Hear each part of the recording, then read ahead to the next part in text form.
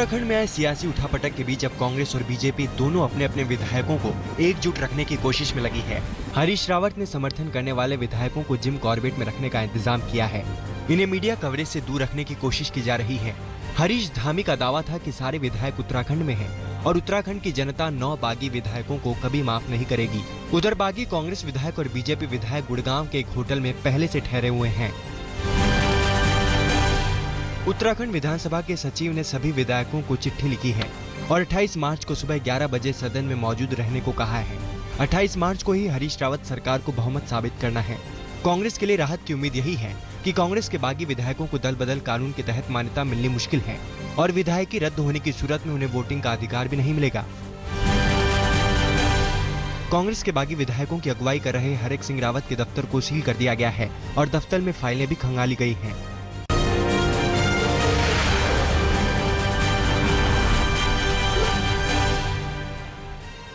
दिल्ली में बीजेपी की राष्ट्रीय कार्यकारिणी की बैठक में वेंकैया नायडू ने पीएम मोदी को देश के लिए भगवान का तोहफा बताया। बैठक में पार्टी ने पीएम मोदी और उनकी सरकार की जमकर तारीफ की। पीएम मोदी ने कहा कि उनकी सरकार भ्रष्टाचार पर काबू पाने में कामयाब रही है। मोदी ने कार्यकर्ताओं से अपील की और कहा कि सरकार के कामकाज को जनता तक पहुंचाएं। स्वच्छ भारत अभियान, बेटी बचाओ बेटी पढ़ाओ और मुद्रा योजना को बड़ी कामयाबी बताया गया। बैठक में राजनीतिक प्रस्ताव भी पारित हुए। पाकिस्तान टीम के पूर्व कप्तान इमरान खान ने सीएम अरविंद केजरीवाल से उनके सिविल लाइंस स्थित आवास पर मुलाकात की। केजरीवाल ने इमरान खान को गुलदस्ता भेंट किया। इस दौरान इमरान खान ने केजरीवाल को पाकिस्तान आने का न्योता दिया। इमरान खान ने कहा कि मेरी पार्टी भी उसी हालात में पैदा हुई है जिस हालात में केजरीवाल ने पार्टी बनाई। झारखंड के लातेहार में जानवरों की तस्करी के शक में 2 लोगों की हत्या का मामला उलझता जा रहा है और सियासी बवाल भी बढ़ता जा रहा है। विपक्ष इस मामले की जांच सीबीआई से कराने की मांग कर रहा है। कांग्रेस नेता गुलाम नबी आजाद ने खुद पीएम मोदी को चिट्ठी लिखी है और इस मामले में दखल देने की मांग की है। महाराष्ट्र के मुख्यमंत्री देवेंद्र फडणवीस ने कांग्रेस महासचिव दिग्विजय सिंह को कानूनी नोटिस भेजा है। फडणवीस ने यह नोटिस आपत्तिजनक ट्वीट पर भेजा है। दिग्विजय सिंह ने महाराष्ट्र सीएम पर भाई भतीजावाद का आरोप लगाया है, जिसमें पत्नी के बैंक को आर्थिक मदद पहुंचाने का भी इशारा है। लखनऊ में मुख्यमंत्री अखिलेश यादव क्रिकेट खेल रहे थे कि तभी उनकी सुरक्षा में एक नहीं 2 बार सेंधमारी हुई। लखनऊ के ला मार्टिनियर ग्राउंड में सीएम 11 बनाम IAS 11 के बीच T20 मैच के बीच एक महिला गोद में बच्चा लिए सीएम तक पहुंच गई।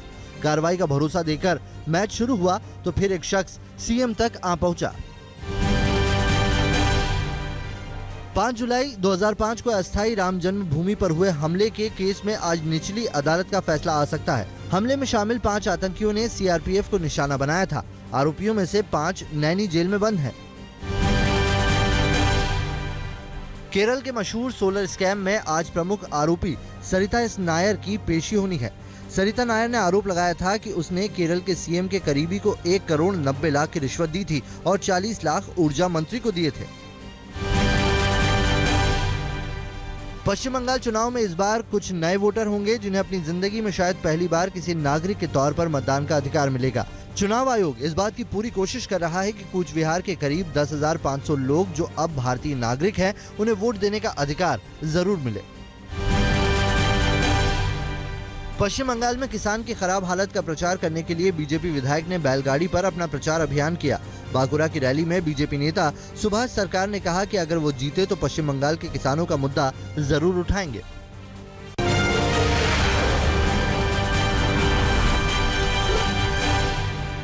नासिक के डंपिंग ग्राउंड में बीती शाम आग लग गई, जिसे काबू पाने में काफी देर लगी। आग फैलने से रोकने के लिए रास्ते के कचरे को गीला किया गया। तेज हवा की वजह से आग तेजी से फैल रही थी। ये डंपिंग ग्राउंड करीब 30 एकड़ का है। यहाँ पर हर दिन 200 टन कचरा गिराया जाता है। मुंबई के देवनाथ डंपिंग ग्राउंड में बीती शाम एक बार फिर से आग लग गई। इस आग में काबू पाने के लिए फायर ब्रिगेड की लगभग 15 गाड़ियां मौके पर पहुंची।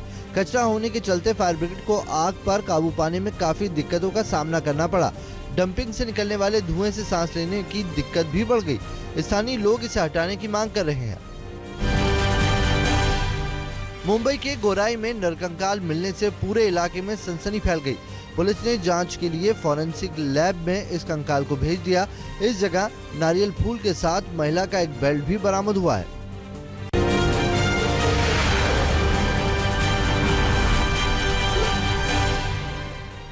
दिल्ली में चल रहे विश्व सूफी सम्मेलन का समापन हो गया। सूफी संतों ने मुस्लिम युवाओं को आतंकवादी संगठनों से दूर रहने की अपील की। सम्मेलन के घोषणा पत्र में सूफी धर्मगुरुओं ने अलकायदा, तालिबान और आईसिस की निंदा की। पाक धर्मगुरु ताहिरुल कादरी ने कहा कि आतंकवाद भारत और पाकिस्तान दोनों का दुश्मन है और दोनों देशों को मिलकर लड़ना चाहिए। जेएनयू कैंपस में मनुस्मृति के कुछ पन्नों को जलाए जाने के मामले में शामिल छात्रों की आज प्रॉक्टर के सामने पेशी है।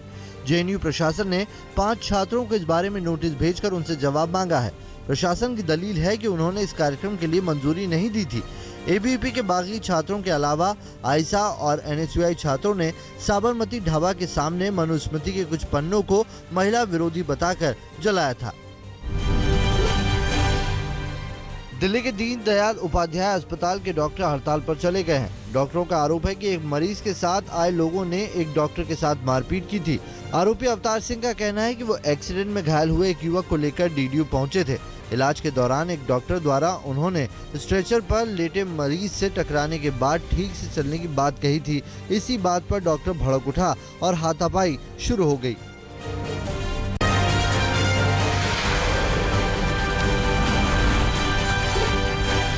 अमृतसर में बीएसएफ ने 2 तस्करों को ड्रग्स और हथियार के साथ गिरफ्तार किया है। बीएसएफ ने दोनों आरोपियों को पुलिस के हवाले कर दिया। तस्करों के पास से जब्त ड्रग्स की कीमत अंतर्राष्ट्रीय बाजार में 20 करोड़ बताई जा रही है। हाथियों ने पश्चिम बंगाल के बर्दवान में जबरदस्त कोहराम मचाया। हाथियों के हमले में अब तक 4 लोगों की मौत हो चुकी है, जबकि 12 से ज्यादा लोग घायल हैं। तोड़फोड़ करते हुए हाथियों का झुंड रास्ते में पड़ने वाले लोगों पर हमलावर हो रहा है। इस घटना से लोग काफी दहशत में हैं। काबू में करने के लिए फॉरेस्ट डिपार्टमेंट और पुलिस के जवानों ने मिलकर हाथी को बेहोश किया और फिर उसके पैर में जंजीर बांध दी।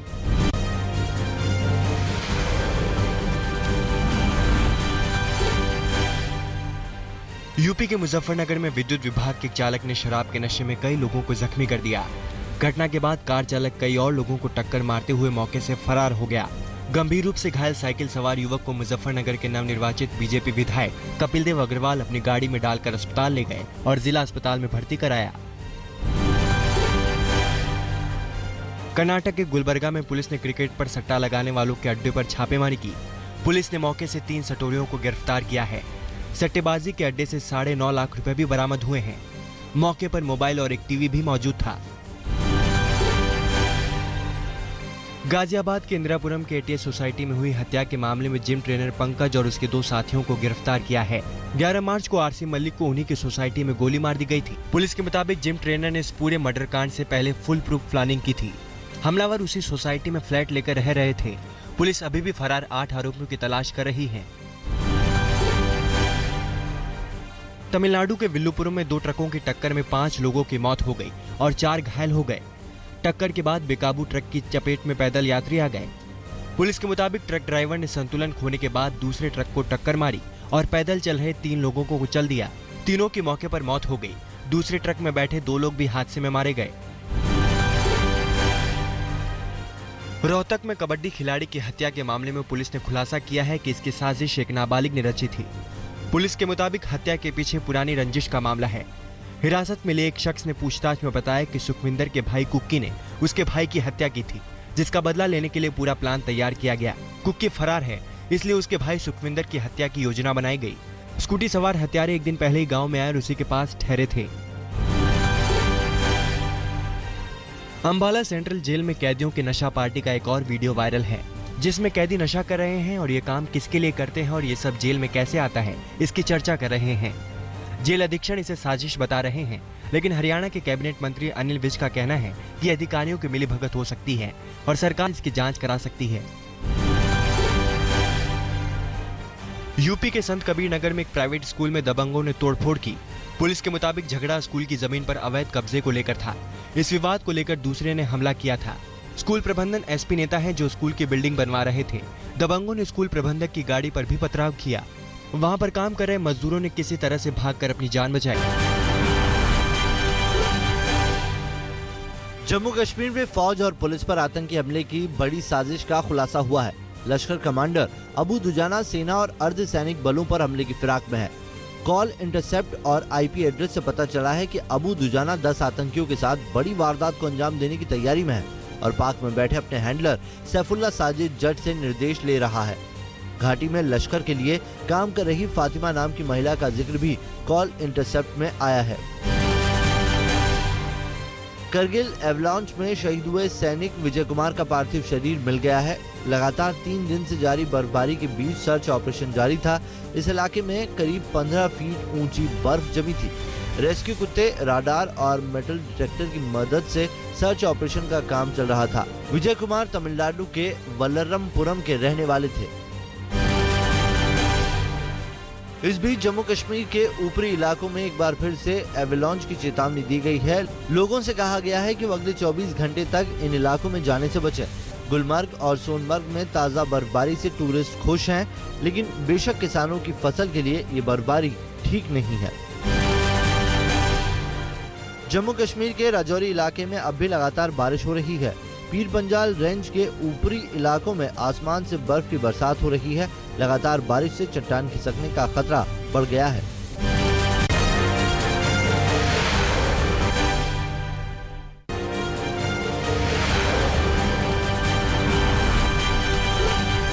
दिल्ली में वर्ल्ड टी20 सेमीफाइनल पर विवादों के बादल मंडरा रहे हैं। दिल्ली डिस्ट्रिक्ट क्रिकेट एसोसिएशन को यानी डीडीसीए को ओल्ड क्लब हाउस के इस्तेमाल की फिलहाल इजाजत नहीं है। यही वजह है कि मुकाबला शिफ्ट करने पर विचार चल रहा है। मुकाबला शिफ्ट करने पर आईसीसी आज या कल फैसला ले सकता है। मुंबई में वर्ल्ड टी20 मुकाबले में दक्षिण अफ्रीका ने अफगानिस्तान को 37 रनों से हरा दिया। दक्षिण अफ्रीका ने अफगानिस्तान के सामने जीत के लिए 210 रनों का लक्ष्य रखा था, लेकिन अफगानिस्तान की पूरी टीम 172 रनों पर ही ढेर हो गई। वर्ल्ड टी20 में वेस्टइंडीज की जीत का सिलसिला जारी है। बेंगलुरु में हुए मुकाबले में वेस्टइंडीज ने श्रीलंका को 7 विकेट से करारी शिकस्त दी। श्रीलंका ने वेस्टइंडीज के सामने जीत के लिए 123 रनों का लक्ष्य रखा था। वेस्टइंडीज ने 10 गेंद रहते ही मैच जीत लिया। भारत के खिलाफ बल्लेबाजी क्रम को लेकर उमर अकमल से बातचीत का वीडियो सामने आने पर इमरान खान की सफाई आई। कहा, रात गई बात गई। आज तक के पास उमर अकमल का वीडियो है। उमर ने इमरान से कहा था कि वो उन्हें बल्लेबाजी क्रम में ऊपर भेजने के लिए शाहिद अफरीदी से बात करें। महिला वर्ल्ड टी20 में आज ऑस्ट्रेलिया और न्यूजीलैंड की भिड़ंत होगी। मैच नागपुर में खेला जाएगा। महिला वर्ल्ड टी20 के कल खेले गए मुकाबले में श्रीलंका ने आयरलैंड को हराया था।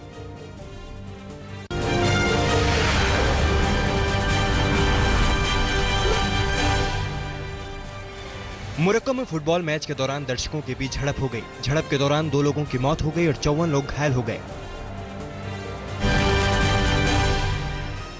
दशकों तक चले शीत युद्ध के बाद अमेरिकी राष्ट्रपति बराक ओबामा ऐतिहासिक दौरे पर क्यूबा पहुंचे। दोनों देशों के बीच रिश्तों की ये नई शुरुआत है। हवाना एयरपोर्ट पर क्यूबा के विदेश मंत्री ने उनका स्वागत किया। ओबामा 3 दिन के दौरे पर क्यूबा आए हैं। 88 साल में किसी भी अमेरिकी राष्ट्रपति का ये पहला दौरा है। हालांकि अमेरिका में कुछ लोग इस दौरे को प्रीमेच्योर बताकर विरोध कर रहे हैं। क्यूबा दौरे में ओबामा का परिवार भी साथ गया है। पाकिस्तान ने गलती से समुद्री सीमा पार करने वाले 86 मछुआरों को रिलीज कर दिया। इनके साथ एक और सिविलियन को भी पाकिस्तान जेल से आजादी मिली है। ये लोग आज वाघा बॉर्डर के रास्ते अपने देश लौटेंगे। अब भी करीब 363 मछुआरे पाकिस्तान की जेलों में बंद हैं। दुनिया के सबसे लंबे एयरक्राफ्ट एयरलैंडर 10 की कुछ नई तस्वीरें लंदन में जारी की गई। जल्दी ही इसका पहला टेस्ट फ्लाइट होना है। 92 मीटर लंबे इस एयरक्राफ्ट में प्लेन, एयरशिप और हेलीकॉप्टर का फ्यूजन है। इसमें 50 टन वजन। तुर्की की राजधानी अंकारा में एक जबरदस्त धमाका हुआ है। इस धमाके में 34 लोग मारे गए हैं, 125 से ज्यादा घायल हैं। धमाका इतना जोरदार था कि उसकी आवाज पूरे शहर में सुनाई। पैसे वाले बाबू मेरा बजट बना दो, पैसे वाले बाबू मेरा बजट बना दो, बजट बना दो, बजट बना दो, पैसे वाले मेरा बजट तू बना